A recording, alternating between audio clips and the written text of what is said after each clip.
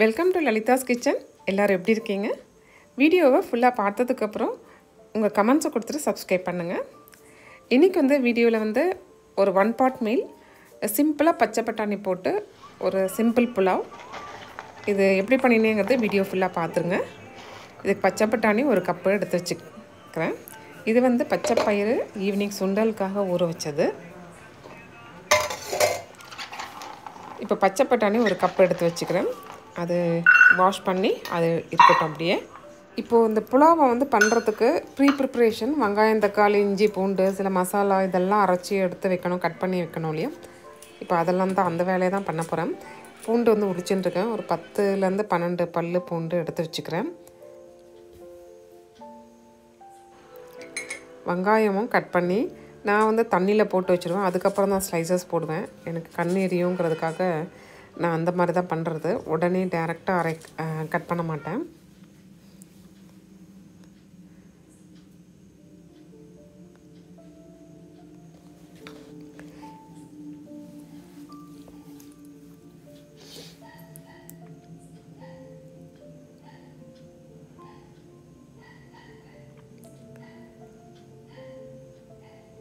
இது பார்த்திங்கன்னா புலாவ், பிரியாணி இதுக்கெலாம் இந்த ப்ரிப்ரேஷன் தான் பெரிய வேலையாக இருக்கும். மற்றபடி பார்த்திங்கன்னா குக்கரை ஸ்டவ்வில் வச்சிங்கன்னா கடகடன்னு ஆகிடும். என்ன பதமாக பார்த்து வதக்கி எடுத்து குக் பண்ணணும். இது பார்த்திங்கன்னா இந்த மாதிரி ப்ரிப்ரேஷன் தான் கொஞ்சம் டைம் எடுக்கும். இப்போது இஞ்சியும் தோல் உரிச்சிட்டு அதையும் எடுத்து வச்சுருக்கேன். கசகசா ஒரு டேபிள் ஸ்பூன் எடுத்து அதை கொஞ்சமாக தண்ணி விட்டு ஊற வச்சுக்கிறேன். ஒரு 10 minutes ஊறினதுக்கப்புறம் இஞ்சி பூண்டோடு சேர்த்து அரைச்சிக்கிறேன். கொஞ்சம் ஊறிச்சுன்னா நல்லா அரையுங்கிறதுக்காக தான் தண்ணி போட்டு ஊற வச்சுருக்கேன். நான் சில சமயம் அப்படியே போட்டு கூட அரைச்சிருக்கிறேன். இந்த புலாவுக்கு 2 அழகாக அரிசி, பச்சரிசி தான். இதை வாஷ் பண்ணி ஒரு 20 minutes ஊற வச்சுக்கலாம்.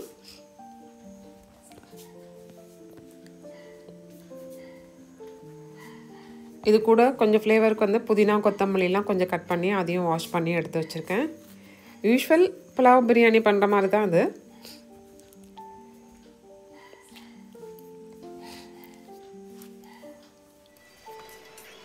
அடுத்து வெங்காயத்தை இப்போது நான் ஸ்லைஸ் பண்ணிக்கிறேன். 3 வெங்காயம் 3 தக்காளி எடுத்திருக்கேன் இந்த புலாவுக்கு.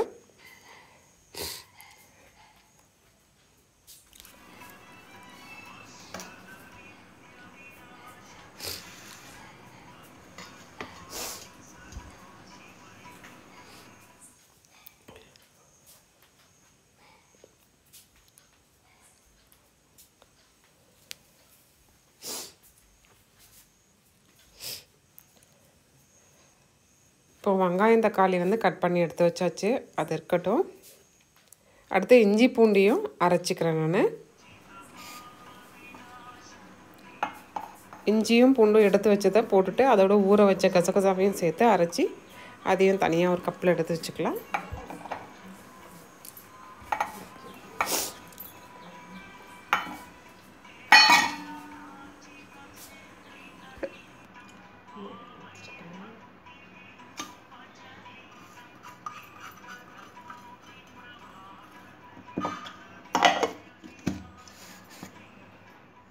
இஞ்சி பூண்டு அரைச்சாச்சு, அதுவும் இருக்கட்டும்.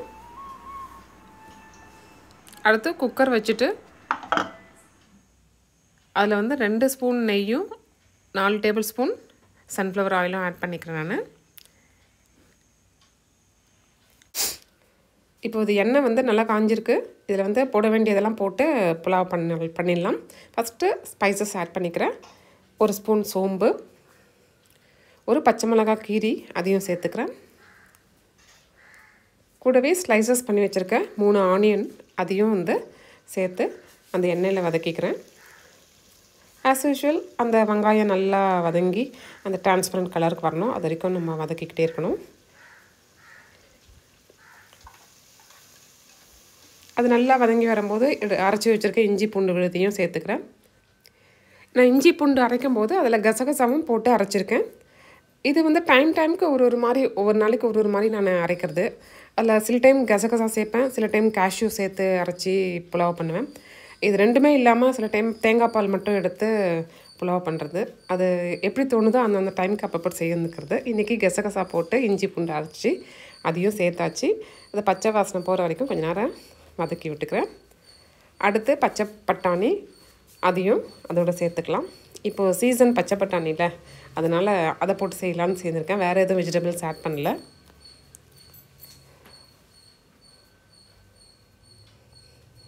எல்லாத்தையும் ஒரு மீடியம் ஃப்ளேமில் வச்சு அப்படியே வதக்கி விட்டுட்டே இருக்கலாம். தக்காளியும் ஆட் பண்ணிக்கிறேன்.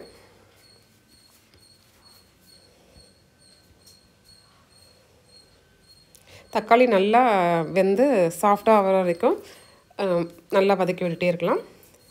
இது கூட நான் உப்பு சேர்த்துக்கிறேன். இப்போவே அந்த வெங்காயம் தக்காளி கொஞ்சம் நல்லா சீக்கிரம் வதங்கி வரும்.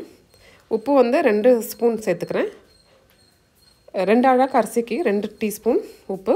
கல் உப்பு தான் நான் எப்போவுமே சேர்க்குறது.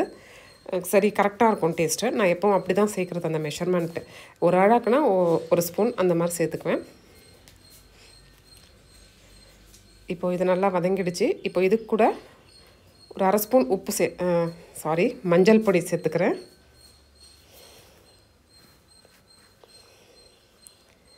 இது கூட மற்ற மசாலாவும் சேர்த்துக்கலாம். 1 ஸ்பூன் மிளகாய் பொடி, 1 ஸ்பூன் தனியா பொடி, 1/2 ஸ்பூன் கரம் மசாலா பொடி. இப்போ இது எல்லாம் நல்லா மிக்ஸ் கொடுத்துக்கலாம்.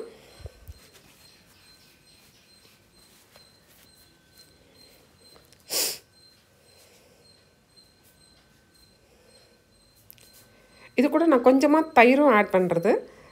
எனக்கு வந்து தயிர் போட்டு கொஞ்சம் புலாவ் பிரியாணி செய்யும்போது ஒரு டேஸ்ட் நல்லா தூக்கி விடுதுன்னு எனக்கு தோணும். எனக்கு அந்த டேஸ்ட் பிடிக்கும்.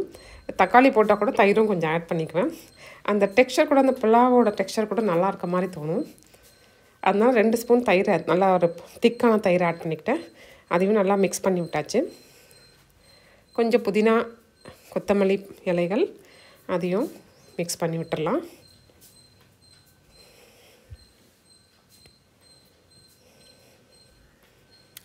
அது புலாவ் வந்து பார்த்திங்கன்னா நல்லா தளன்னு நல்லாயிருக்கும் தயிர் ஆட் பண்ணும்போது.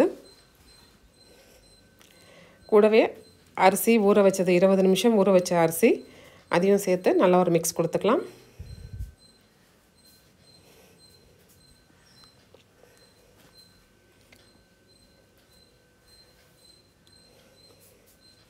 எல்லோரும் செய்கிற புலாவ் தான்.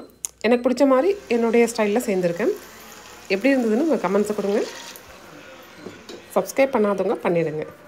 இப்போது இதில் வந்து 4 டம்ளர் தண்ணி ஆட் பண்ணிக்கிறேன். 2 அழகு அரிசிக்கு 4 டம்ளர்.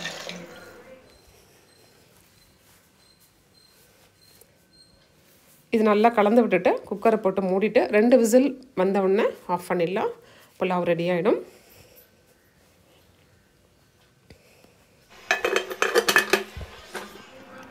இதுக்கு சைட் டிஷ் வந்து வெறும் பச்சடி தான். சிம்பிள் லஞ்ச் மெனு இல்லையா. வெறும் 1 பாட் மீல் பண்ணிவிட்டு ஒரு பச்சடி பண்ணிட்டேன். என் பையனுக்காக பொட்டேட்டோவை கட் பண்ணிவிட்டு அது பொட்டேட்டோ வெஜ்ஜஸ் மாதிரி சிம்பிளாக அதுவும் பண்ணிட்டேன். அவ்வளோதான், லஞ்ச் ரெடி ஆகிடுச்சு எங்கள் வீட்டுது. இந்த ரெசிபி எப்படி இருந்ததுன்னு உங்கள் கமெண்ட்ஸை கொடுங்க. மீண்டும் என்னோடய அடுத்த வீடியோவில் நல்ல ரெசிபியோடு உங்களை சந்திக்கிறேன். பொறுமையாக வாட்ச் பண்ணதுக்கு ஒரு பிக் தேங்க்ஸ். இது வந்து பொட்டேட்டோ வெஜ்ஜஸ்க்காக மாவு கலந்தேன்.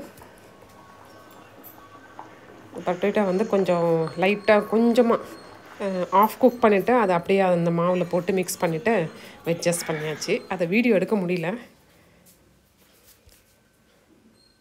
தேங்க்யூ.